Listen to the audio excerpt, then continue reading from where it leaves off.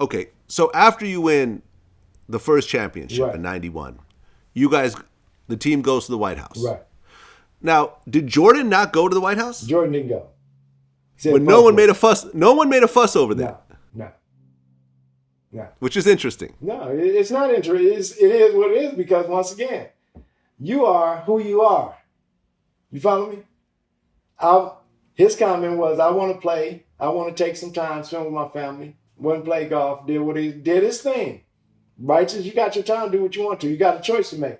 I can choose not to go. Pax didn't go. John Paxson didn't go either. But he didn't go because he did an NBA Cares program that had been scheduled because we won in June. So we didn't know that we weren't going to go into October. So we were in training camp and getting ready to be in training camp or whatever. So when we had a chance to go, for me, I thought we were going June. We were going to go in June. So I had my dashiki ready to go in June, but I would not have written a letter had we went in June.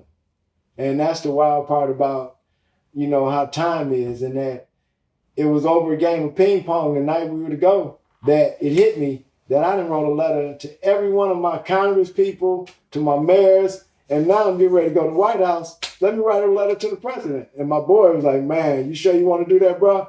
I'm like, "Man, come on, man. This is America. You know what I'm saying? This is 1991. How can I not? Man, I'm a world championship. I done won two 3-point titles. What could happen?" And I wasn't even, and that never came to mind. Once he said that, "Brother, please," I just went to writing.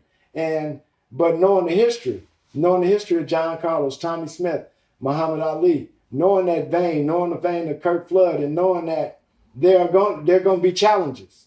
There are going to be tasks that's going to be put in front of you that either you're going to be able to deal with on a level that's going to be something that you ain't never thought you was going to have to deal with, and it's going to test you.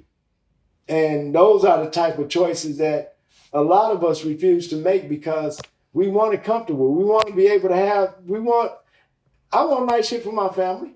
You know what I'm saying? Don't get me wrong. But at the same time, we have a certain line that I ain't gonna cross, man, to get bread. And I ain't gonna sell my people out for no cost. None at all. And that was just something that I was raised on, and that's something that I can't compromise. Okay, so you go and handwrite a letter Right. to George H.W. Bush, and you hand it to him. Number one, what exactly did the letter say? Well, basically, it stated, knowing that we're getting a chance to go meet the most powerful person on the planet, and I want to present the causes of those less fortunate. Those who are disenfranchised, the poor, homeless, and specifically the African American community, and those of us who know, the struggles of those who have gone before us.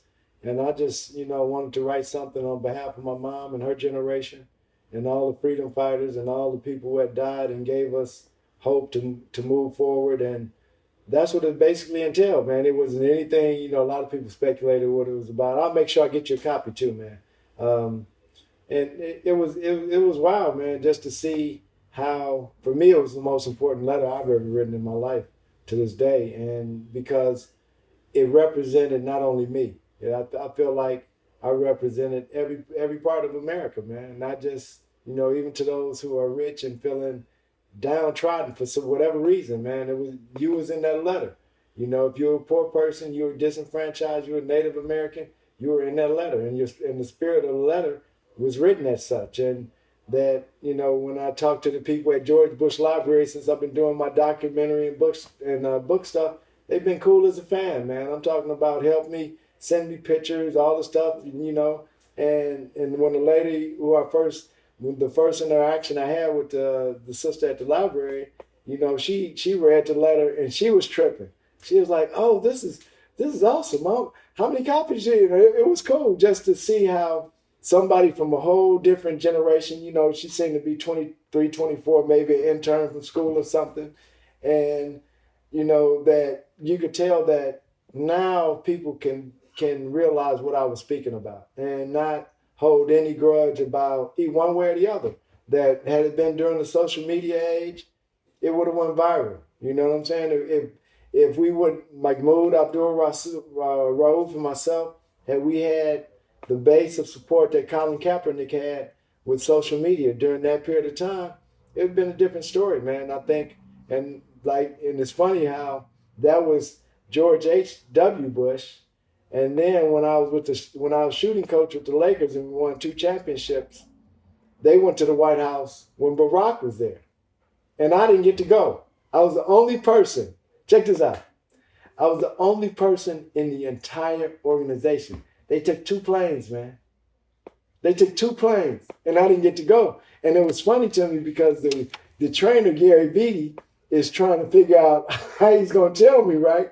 But for the last 3 days, everybody is walking around bouncing off the walls. How they getting ready to go see Barack. And they got these itineraries and all this shit. And I still ain't got none of it. So the day before they leaving, he slides over to me. Yeah, Hodge, I need to talk to you, man. You know, we're getting ready to go to the White House. I said, Gary, I know I ain't going, man. I said, tell Barack, I said, what's happening though? I done been already. I'm good.